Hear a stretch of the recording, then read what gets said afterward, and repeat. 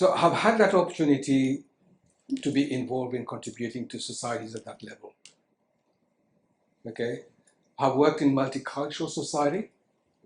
I was a government appointed person to be the foundation director for the national, in Australia, National Social Emotional Wellbeing for Indigenous people.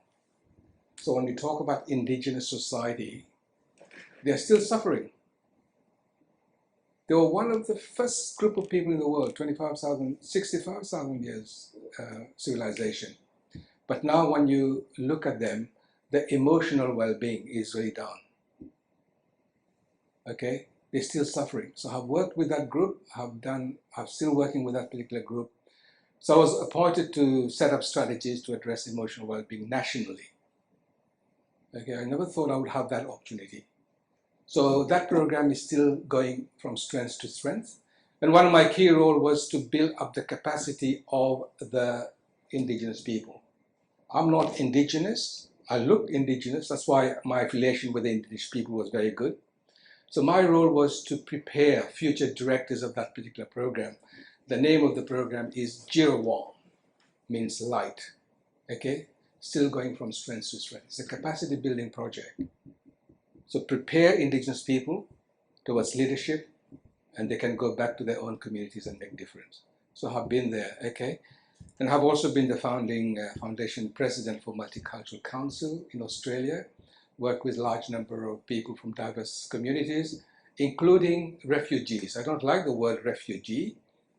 The better term is humanitarian entrance. I like the word humanitarian entrance. They have been refugees way back in their own country. So when they come to a new country, they're not refugees anymore, all right? But we still treat them as refugees. The labeling is terrible. So I've worked with that particular group. As a foundation president, we developed strategies. We got multi-million-dollar grant from the government to establish strategies to settle them in Australia. Okay, I'm still very much involved in that. All right. Now, my latest involvement, and if you have watched that Encounter program, I did mention a little bit. I am the founder and the president and the guardian of the Emotional Wellbeing Institute, registered in Geneva. Okay, it's a global institute. I will say a little bit about that. So, can you see my, trajectory, my pathway? Coming, a little boy, coming from this street I was born. It's called Lalezak. They had all the jackfruit. Okay, and then being here, I feel very, very humble. So what I'm saying in summary, I'm not bragging myself. What I'm saying here, everybody has opportunity. Everybody has opportunity to do well in society, to make contribution in society. And if people don't have opportunities, it's our responsibility, it's our obligation as professionals to help individuals to do well. So if we work together this way, then we will be elevating or leveraging a happier society. That's what my philosophy is at the moment. Okay, so as part of the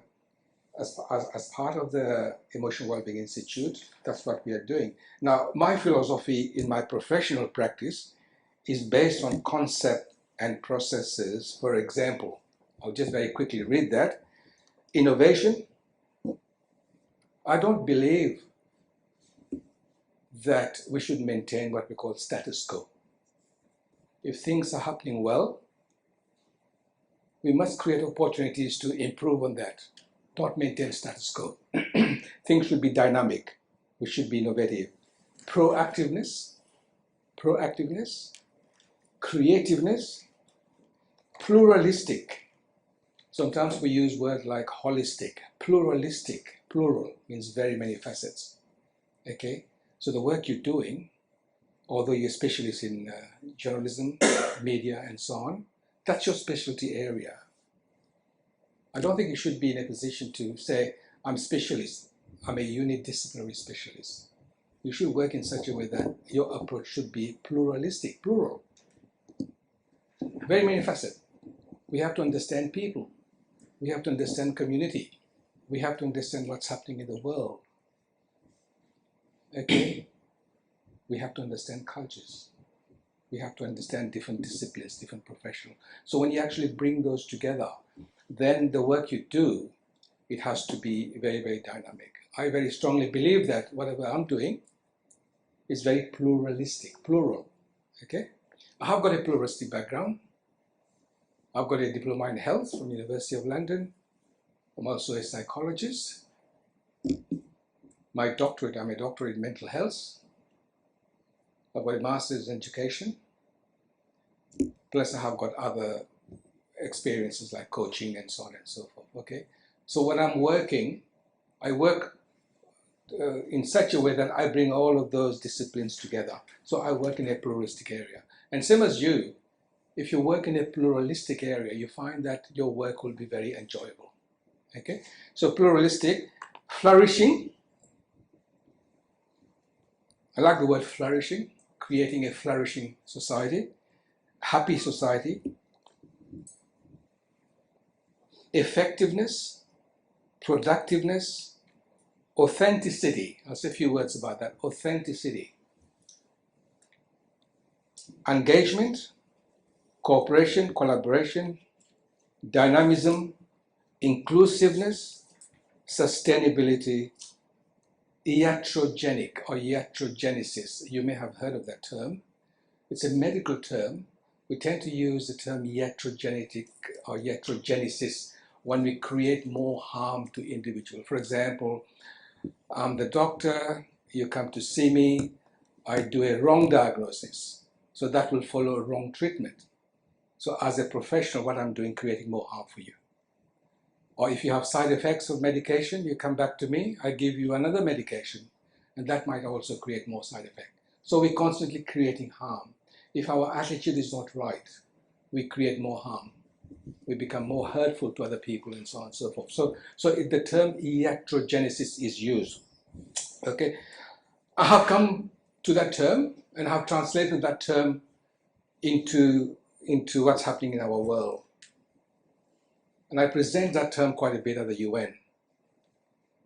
At the convention, I'm pushing for that term because the harm which we have in our society, it's caused by other things. The wars which we have created, it's caused by countries. We have created a competitive. I presented that term and I was very, very forceful. At the UN convention, you have all the countries present. So you have exactly 1.5 minutes to present a concept. And I didn't mince my word. When I speak loud, I can speak very loud, very clearly. And I used that term and I said, you know, Mr. Chairperson, we are in a position in the world that we are creating harm to each other. And I use that word iatrogenesis. And I'm still very, very fond about this term. And I'm pushing that across the board. Okay? So that term, yeah. And the Al Jazeera television liked that, so they interviewed me. And I was on the television in Algeria about iatrogenesis, okay?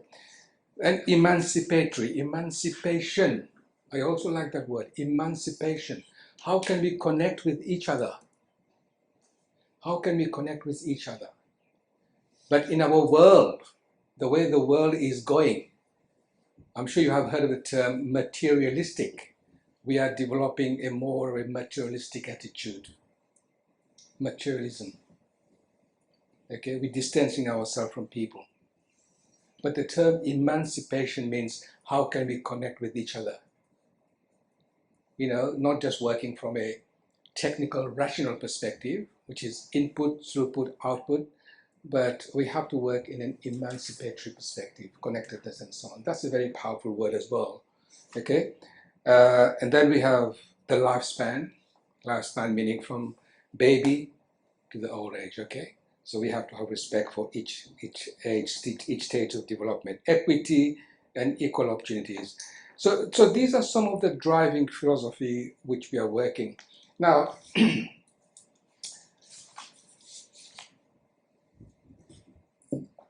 so I'll talk something about our buried treasures.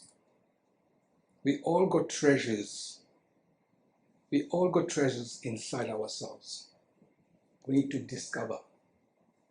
We need to discover, and we need to utilize those treasures in a very productive way, in an authentic way. I'll say a few words about that. But on the other hand, we also got shadows. Big, big shadows inside us. So when we have shadows within us, we tend to suppress those shadows. We believe that we don't have any problem. We are okay. It's other people who got problem, not us. So we have also got shadows, and I'll say a few words about that. Okay. So this is our society. This is our institute, Emotional Wellbeing Institute. It's a global institute, and it's leveraging emotional well-being towards flourishing societies and nations. And it's happening. We're making fantastic progress. And that's me. That's my email address, and that's my contact number. That's a WhatsApp number, but I've also got a local number.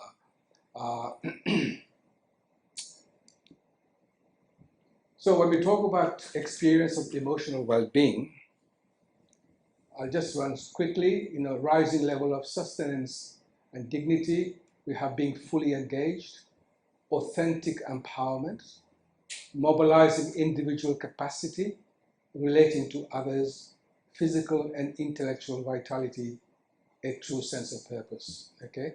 Now going back to ants, you might ask me, why do we have ants in our logo?